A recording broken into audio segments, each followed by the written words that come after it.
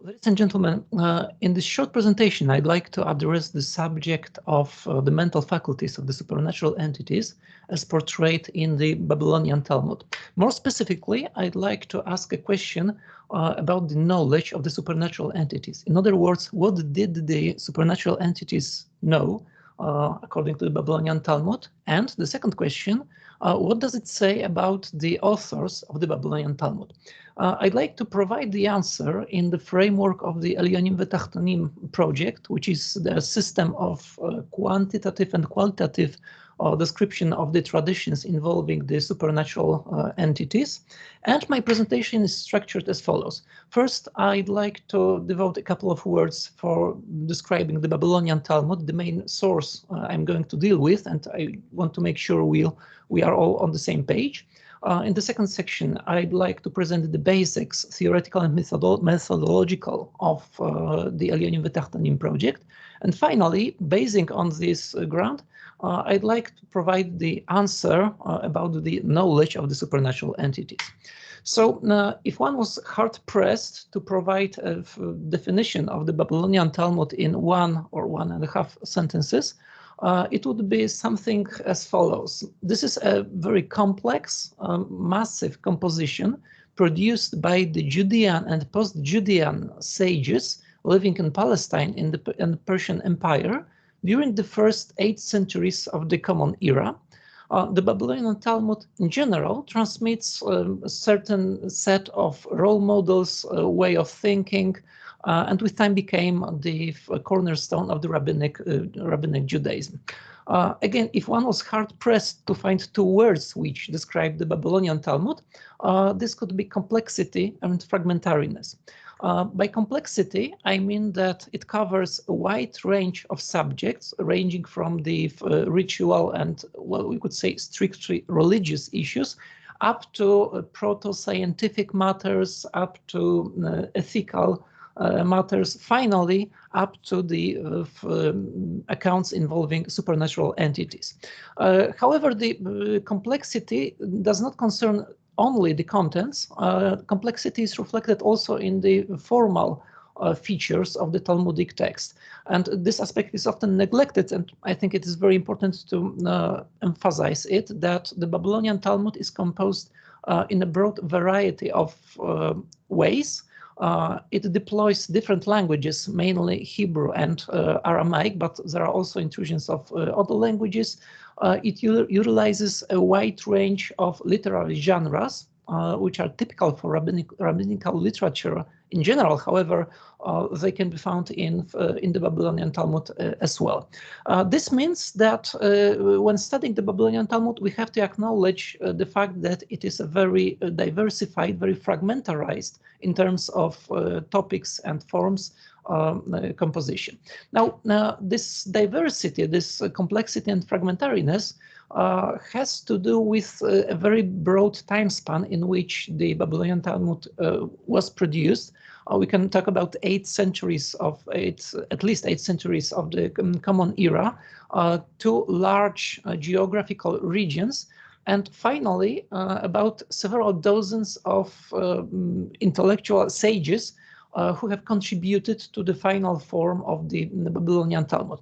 I base on the somewhat default and commonly accepted thesis, commonly found in the contemporary Talmudic scholarship, that the final redactors were the Stamaim. Stamaites, the anonymous Persian intellectuals who were responsible for filtering, so to speak, the earlier traditions received from Palestine and the Persian Empire, rearranging them and giving them the composition we know nowadays as Talmud proper.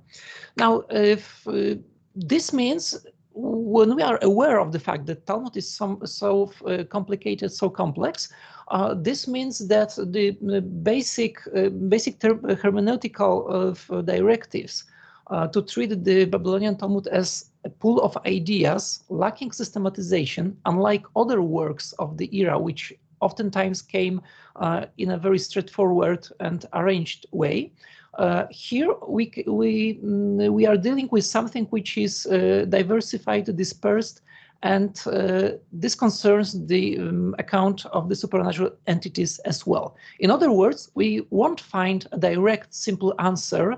What was the knowledge, or what did the supernatural entities know in the Babylonian Talmud?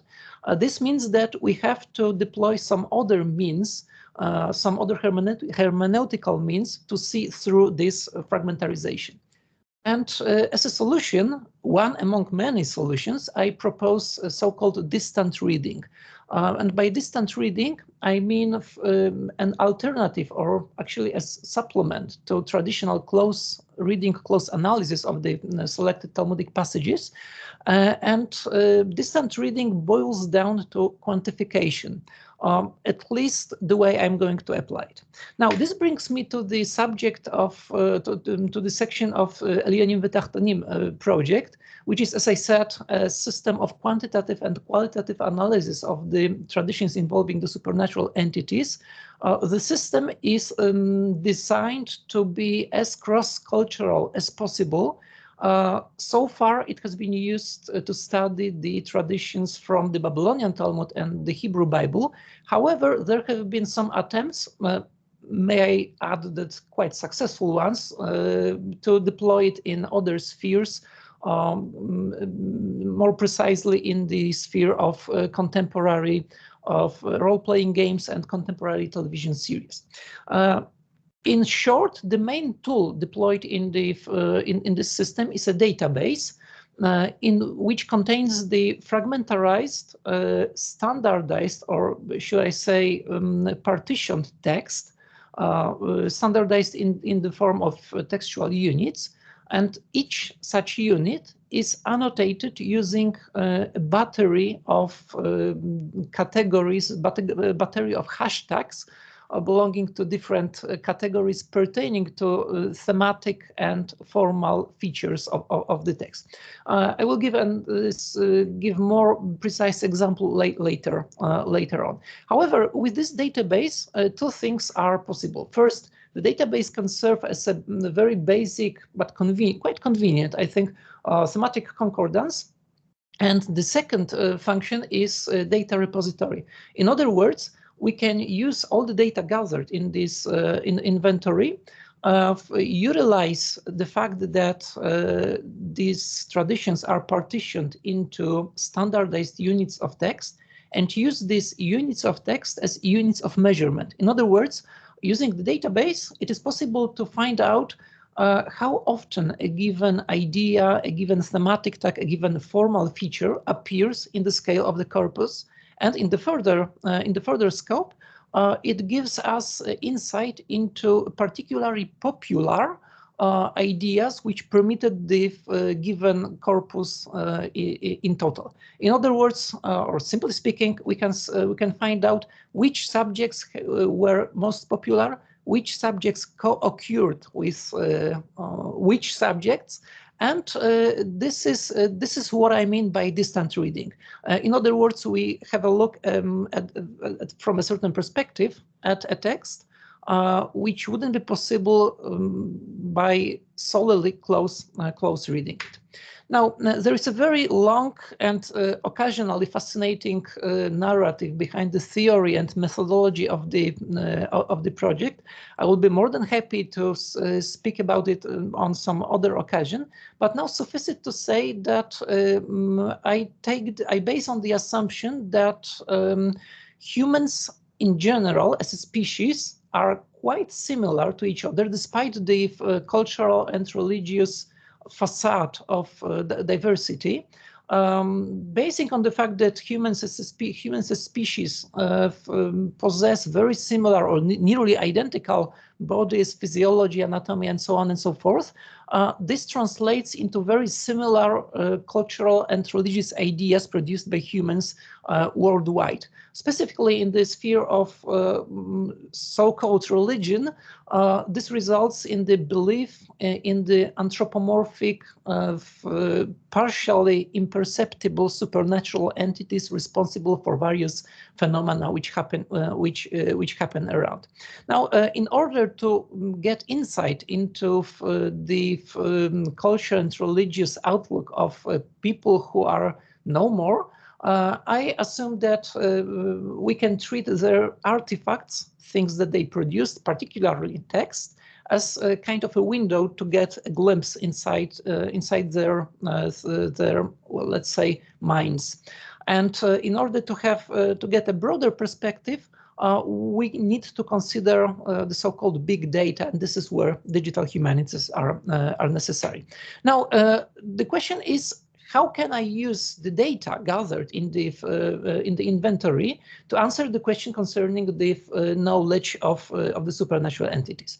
And this brings me to the problem of categories deployed in the database. Now, as I said, each textual unit in the database is annotated using a collection of hashtags.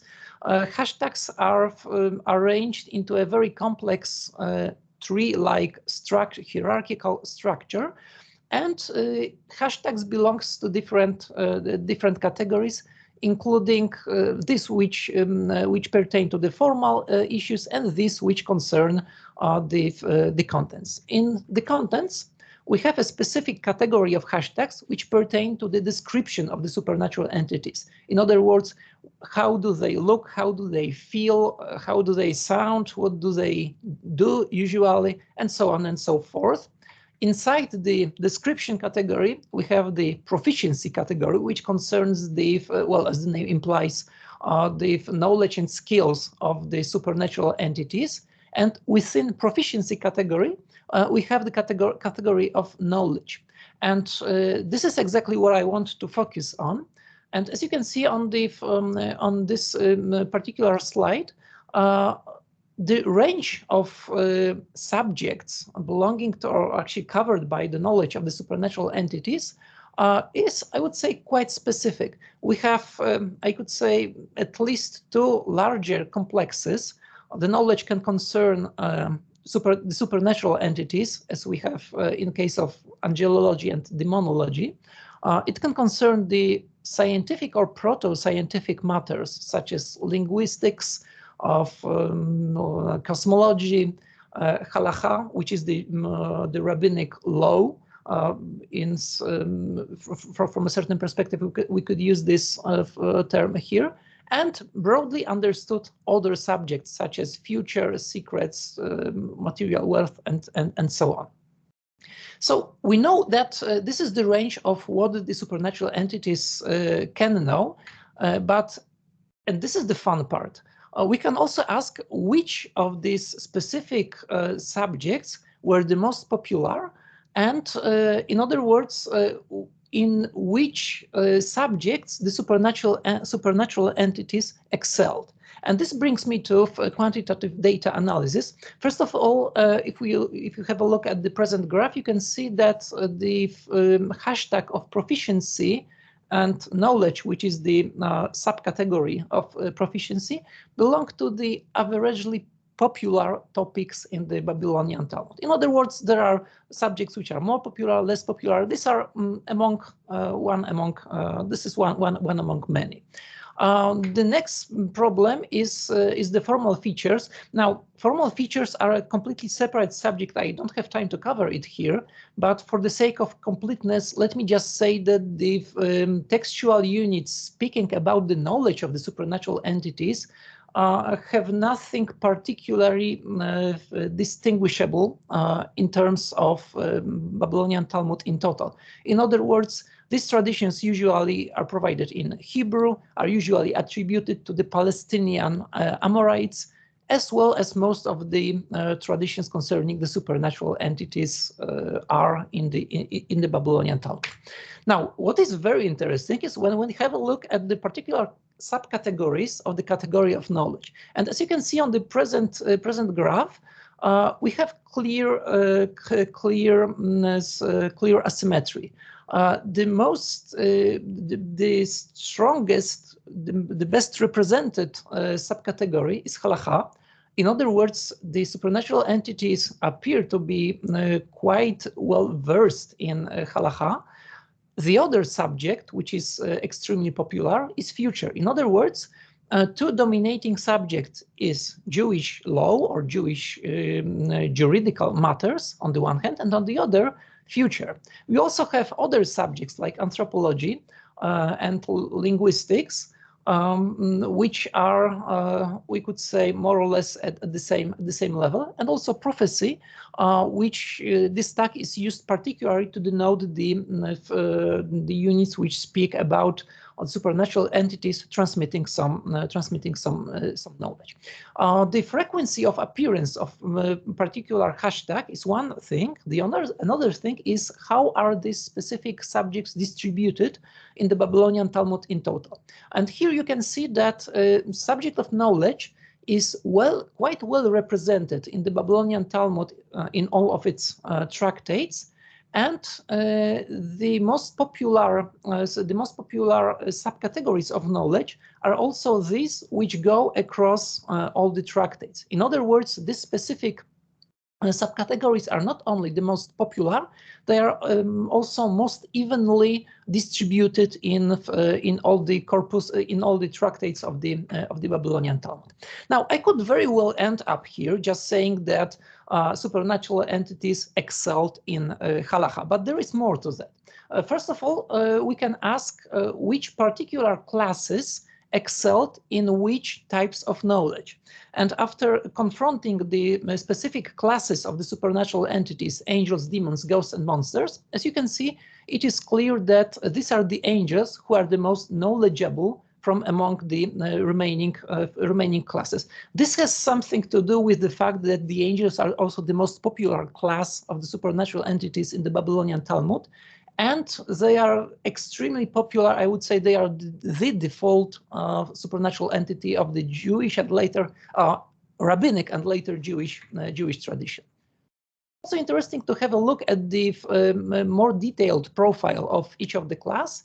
And as you can see, the angels, we could say that they are they possess knowledge of various subjects, especially halacha and future, but also anthropology.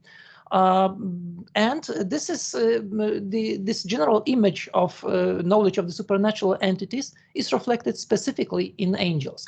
When we have a look at the remaining classes, it turns out that they are very weak in terms of this representation.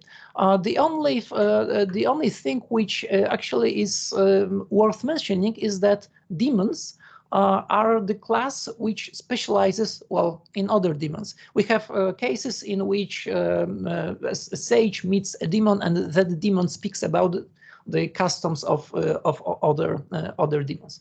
So in other words, we could say that not only these supernatural entities specialize in some specific types of knowledge, they also specialize. These are the angels which specialize in halacha and future events. It is also interesting to have a look at the co-occurrence with other hashtags. And let me just say that from among all the possible combinations, it turned out that the only thing worth mentioning here is the fact that knowledge is usually manifested in the units which speak about some kinds of cooperation between a supernatural entity and a human. In other words, this is very rarely that a supernatural entity manifests knowledge in a way which would be hostile towards humans. If angels or if supernatural entities speak about or give proof to their knowledge, this usually happens in the context of cooperation. Now, let me summarize quickly. From all the data, it is clear that these are the angels who possess the most knowledge. This knowledge is quite specific. And it manifests in cooperation. And this is the answer to the main question I formulated. Now, the second question is slightly more complex. What does it say about the authors? As I said, I assume that the authors or the final redactors were the Stamites. And what we know about Stamites is that they were intellectuals, very militant intellectuals oriented towards, we would say, this intellectual aggression.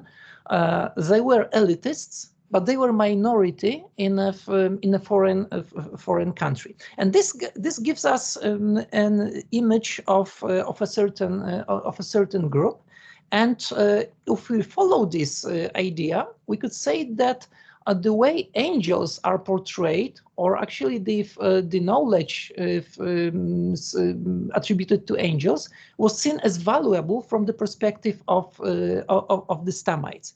If we take it together with other cases which speak about angels, using them as a kind of a metaphor for the sages, we have cases which directly say that some rabbi was like an angel. We could say that, and please take this with a grain of salt, because this is just an early interpretation which I hope to develop in the forthcoming paper. I would say that the angels can be taken as a kind of psychological projective screen. They were attributed with the features which the Stamites themselves found valuable, important, and relevant. I hope to develop this idea further on. Thank you very much.